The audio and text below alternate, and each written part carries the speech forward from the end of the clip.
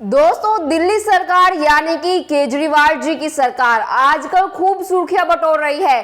कभी शराब घोटाले पर, कभी सिविल डिफेंस वॉलंटियर्स की सेवा समाप्ति पर, तो कभी एमसीडी सफाई कर्मियों को पक्का करने पर, और अब फिर दिल्ली सरकार सभी कर्मचारियों को दिवाली गिफ्ट देने जा रही है। जी हाँ, केजरीवाल ने कर्मचारियों को बोनस देने का ऐलान किया है। कुछ भी हो दोस्तों, चाहे दिल्ली की आबोहवा कितनी खराब हो जाए, लेकिन मानना पड़ेगा केजरीवाल जी ने प्रदूषण को लेकर कोई ठोस कदम चाहे नहीं उठाया हो, लेकिन चुनाव को मद्देनजर रखते हुए चुनावी रणनीति बिल्कुल सही बना रहे हैं।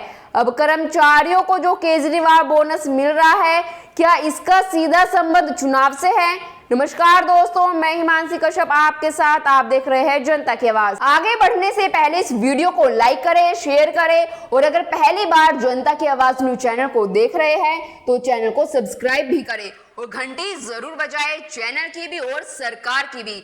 आज की नेशनल मीडिया के मुकाबले में जनता का साथ दीजिए और उसकी ताकत बनिए, जनता की आवाज बनिए, और हो सके तो इसके लिए चैनल को ज्वाइन भी करें।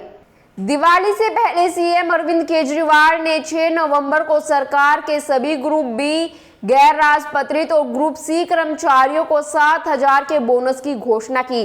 एक प्रेस कॉन्फ्रेंस को संबोधित करते हुए सीएम केजरीवाल ने कहा कि दिल्ली सरकार ने 80,000 कर्मचारियों को दिवाली बोनस देने के लिए 56 करोड़ आवंटित किए हैं। उन्होंने कहा, हम दिल्ली सरकार के ग्रुप बी, गैर राजपत्रित और ग्रुप सी कर्मचारियों को बोनस के रूप में 7,000 देंगे।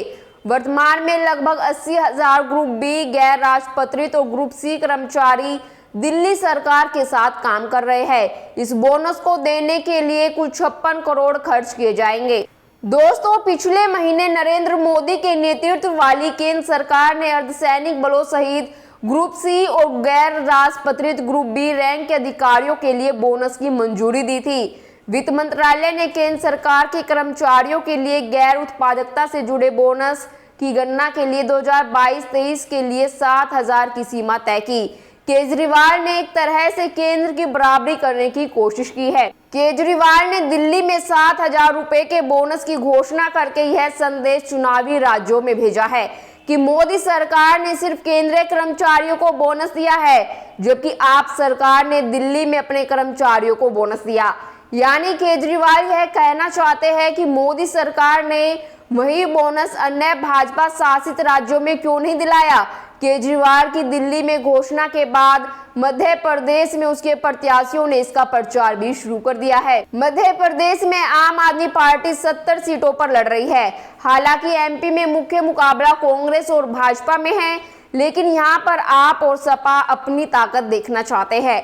दोनों ही दल अगर कुछ फीसदी वोट ले गए तो इसका असर कांग्रेस और भाजपा दोनों पर ही पड़ेगा। यहाँ यह बताना जरूरी है कि गुजरात के पिछले विधानसभा चुनाव में आपने सीटें सिर्फ 5 हासिल की, लेकिन उसे 13% वोट मिले, लेकिन इससे कांग्रेस को काफी नुकसान हुआ और वो गुजरात में बुरी तरह हार गई। इसी तरह छत्तीसगढ़ में भी आपने 57 प्रत्याशी मैदान में उतारे हैं, लेकिन पिछले साल 2018 के चुनाव में आम आदमी पार्टी ने 90 में से 85 सीटों पर प्रत्याशी खड़े किए थे। यहाँ पर उसके सभी प्रत्याशियों की जमानत जब्त हो गई थी और उसे 1% से कम वोट मिले थे। 2018 में कांग्रेस ने भाजपा को बुरी तरह हराया था। राजस्थान में भी आपने अब तक 63 प्रत्याशी उतारे हैं। 2018 के विधानसभा चुनाव में आप बुरी तरह हाशिए पर चली गई थी। उसने तब 143 प्रत्याशी उतारे थे। उनमें 51 प्रत्याशियों को 500 वोट भी नहीं मिले। इनमें भी 12 प्रत्याशी ऐसे थे जिन्हें 200 से कम वोट मिले थे। गंगापुर विधानसभा सीट पर आप प्रत्याशी को 130 वोट मिले थे।